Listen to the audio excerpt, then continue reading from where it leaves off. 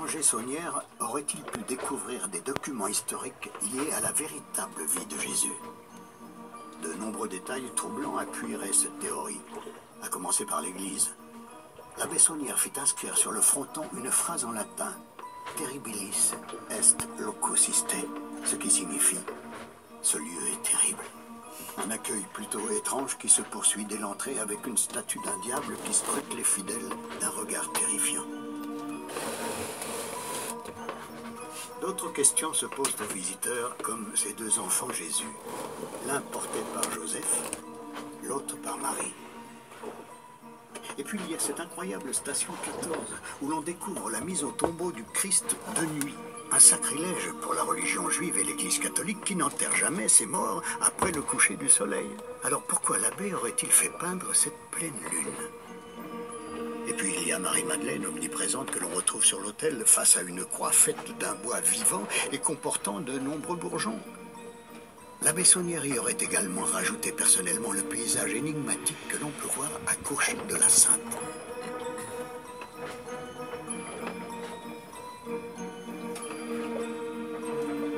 Enfin, parmi les nombreux mystères que compterait l'Église, on peut noter que les 5 principales statues de saints portent des noms dont les initiales formeraient le nom mythique du Graal.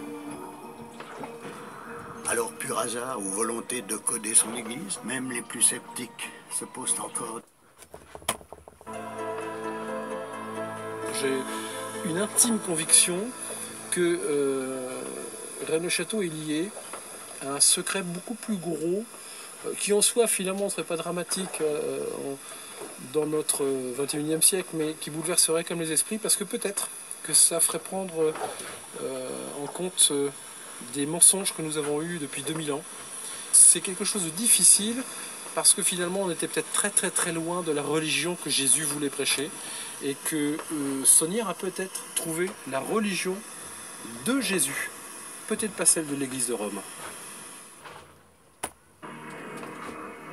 Il apparaît donc clairement que le Da Vinci Code est un roman presque totalement inspiré par l'incroyable histoire de Rennes-le-Château et de son curé, l'abbé Béranger Saunière. Il a disparu un soir du mois de janvier 1917. Avant de mourir, on dit qu'il se confessa à l'abbé Rivière, qui, horrifié par ce qu'il venait d'entendre, lui refusa l'absolution. Béranger Saunière repose aujourd'hui au cœur de son domaine, mais il n'a peut-être pas emporté tous ses secrets dans sa tombe. Tout ce qu'il nous a laissé, tout ce qu'il aurait codé est encore visible à Rennes-le-Château et pourrait permettre à chacun de découvrir son véritable trésor ou son terrifiant secret. Mon intime conviction, c'est qu'on a largement dépassé le cadre d'une recherche de trésors en espèces sonnantes et trébuchantes, et que le véritable intérêt de cette histoire, c'est qu'il y a un véritable mystère. Saunière, ça j'en suis intimement convaincu, a été mandaté pour retrouver des documents explosifs, entre guillemets. Il en a pris connaissance, comme aurait fait tout un chacun. Il a peut-être même fait des copies. C'est peut-être ce qui était dans ce fameux tiroir qu'il a demandé à Marie Desnarnaud de détruire après sa mort, parce qu'elle a brûlé des papiers après la mort de Saunière. Il en a pris connaissance. Bonjour à toutes, bonjour à tous. On est le lundi 24 octobre et j'espère que toutes et tous vous portez bien. Voilà. Alors, donc en introduction, vous avez eu donc la présentation de l'affaire dite de Rennes-le-Château et son fabuleux trésor qui n'existe pas, évidemment. Par contre, ce qui existe, c'est des fausses pistes, et amplifiées et alimentées par l'ouvrage de Dan Brown, Da Vinci Code. C'est pour ça que j'ai titré cette vidéo Da Vinci décodé, parce que si vous voulez, l'auteur, donc Dan Brown, s'est inspiré largement, comme le dit le narrateur dans l'extrait, de l'affaire de Rennes-le-Château. Et figurez-vous que l'affaire de Rennes-le-Château commence avec un assassinat, comme dans le roman de Dan Brown, mais celui-ci, il est réel. Alors, l'abbé Gélis, abbé du canton de l'Aude, qui avait pour ami l'abbé Baudet et l'abbé Saunière. Bien. L'abbé Gélis, donc dans la nuit du 31 octobre 1897, début du siècle, hein, il y a 123 ans à peu près, donc a été donc assassiné.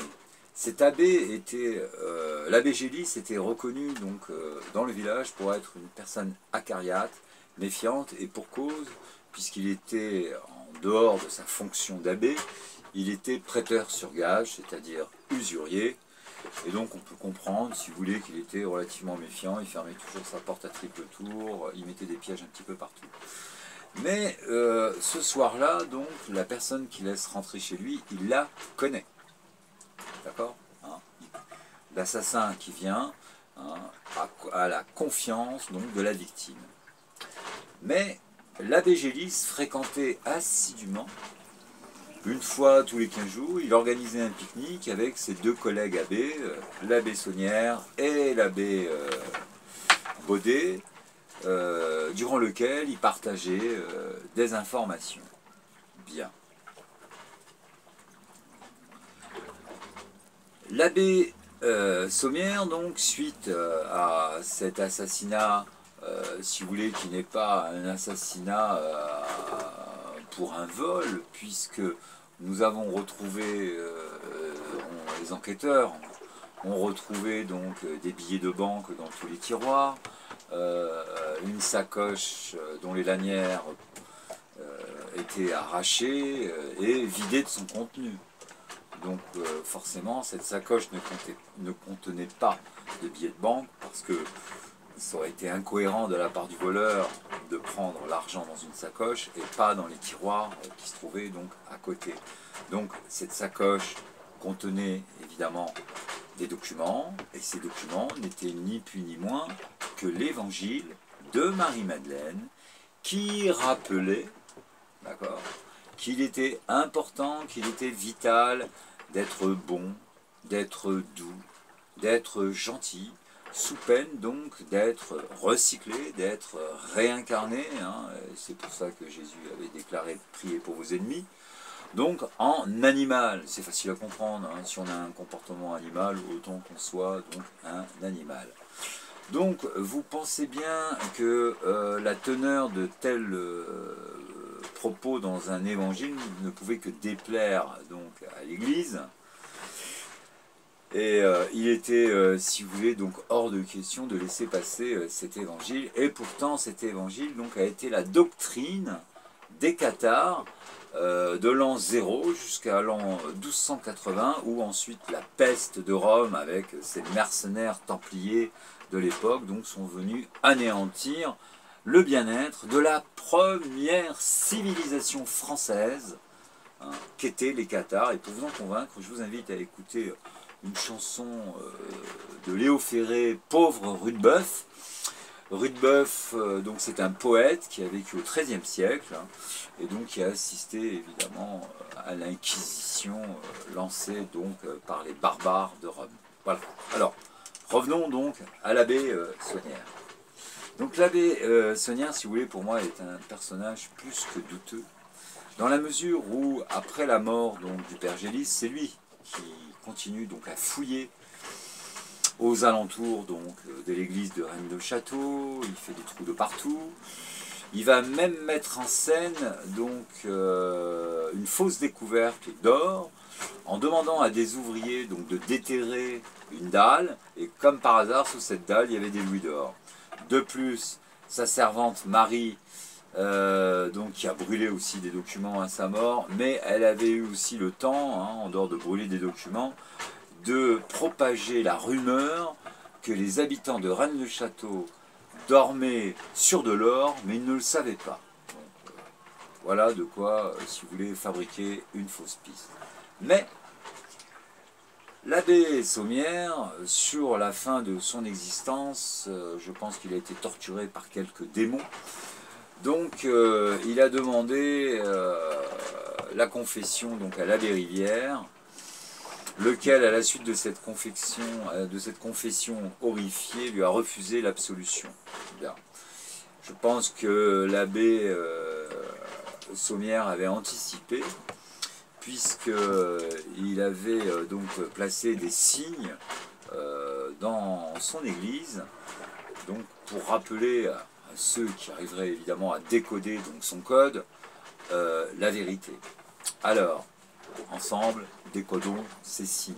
Alors, comme vous l'avez vu, donc, en premier, donc, c'est ce qui choque, hein, c'est le bénitier contenant donc l'eau symbolisant l'esprit, d'accord, qui est donc porté par le diable lui-même. Donc là, évidemment, c'est assez significatif, et pour vous en convaincre, je vous invite à lire l'article 666 de la Constitution des Jésuites sur jésuites.com, sur Internet, hein, d'accord, et comme ça, vous serez enfin convaincu. Deuxième indice, nous avons donc grand-père Joseph et grand-mère Marie qui portent chacun donc deux petits-enfants Jésus. Deux petits-enfants Jésus, d'accord. Donc évidemment, c'est archicodé, c'est les enfants de Jésus et Marie-Madeleine. C'est conforté donc par le troisième signe, l'arbuste donc en forme de croix, hein, ou qui bourgeonne, où il y a des bourgeons. Donc, les bourgeons, la croissance, la renaissance, ça renvoie encore une fois à la descendance de Jésus et Marie-Madeleine. Enfin, les 5 initiales des 5 saints qui composent donc cette église, qui forment le mot Graal. Le Graal, encore une fois, ça rappelle donc la lignée royale par le sang, donc encore une fois, la descendance de Jésus. Voilà. Ah non, mais il a mis des points sur les Y, hein, la Bessonnière. Voilà.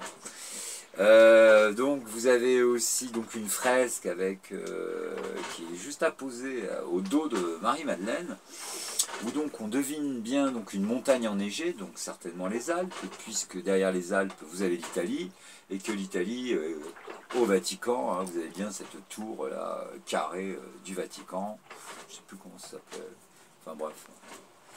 C'est pas important, et un menhir qui rappelle donc une lignée, hein, puisqu'il y a eu 2 enfants, donc a été mélangé avec donc les Mérovingiens. Le menhir représente donc le culte mérovingien. Voilà. Donc ces 2 enfants donc ont vécu, hein, puisque si vous voulez la civilisation cathare, elle a bel et bien existé, elle a vécu tranquillou bilou jusqu'en 1280, avant que, je vous l'ai dit, les mercenaires de la peste de Rome donc n'envahissent et viennent ternir, gâter leur existence. Voilà. Donc le garçon, lui, a été, on va dire, donné à la couronne mérovingienne pour qu'il fasse quelques saillies comme étalon. Voilà, donc le sang de Jésus et Marie-Madeleine a été mélangé donc, avec le garçon de ce côté-là, avec la monarchie. Et quant à Sarah, bah, elle est restée avec maman, Marie-Madeleine, et elles ont vécu heureuses, toutes les deux, en voyant donc prospérer leur idéologie, hein, qu'il est important de rester gentil, de rester courtois, de rester aimable. Aimable, pas dans le sens gentil, mignon, tout plein, hein. Aimable, qu'on peut aimer, capacité à être aimé, hein, d'accord, hein. Sinon, donc, sous peine donc d'un purgatoire très, très, très difficile. Faites attention, hein, la justice de la conscience universelle est loin d'être tendre, hein, d'accord. Voilà, d'ailleurs, c'est pour ça que je me décarcasse, hein, à essayer donc d'expliquer à l'opinion publique qu'au-dessus de la justice ici, de l'ordre, existe la vraie justice. Je l'ai déjà dit dans l'avant-dernière vidéo, mais bon, je préfère donc me répéter, quoi. Voilà. Donc voilà ce qu'il fallait dire donc sur cette affaire de Rennes-le-Château. La Bessonnière donc a été pris d'un remords, évidemment, hein, puisqu'il avait le mort de l'abbé Gélis sur la conscience. Donc il a codé, hein, à l'intérieur de son église donc des signes pour avertir les paroissiens, ses paroissiens et les autres, quoi, que la vérité, donc, elle existe, évidemment. Bon, bah, il faut décoder ces symboles, mais maintenant, écoutez, vous avez le décodeur donc, sur ma chaîne, hein, voilà, donc partagez cette vidéo, Voilà, puisque l'évangile de Marie-Madeleine existe bel et bien, il est certainement cadenassé dans un coffre du Vatican. Voilà. Il me reste quelques secondes pour vous dire de ne pas tenir compte du nombre de vues. D'accord? Et une preuve de taille pour vous, c'est le nombre de trolls qui viennent sur ma messagerie poser des liens. D'accord? Si je ne faisais qu'une centaine de vues, évidemment que les trolls ne viendraient pas. Donc, ça sous-entend que je fais des milliers de vues. Voilà. À bientôt. On va y arriver.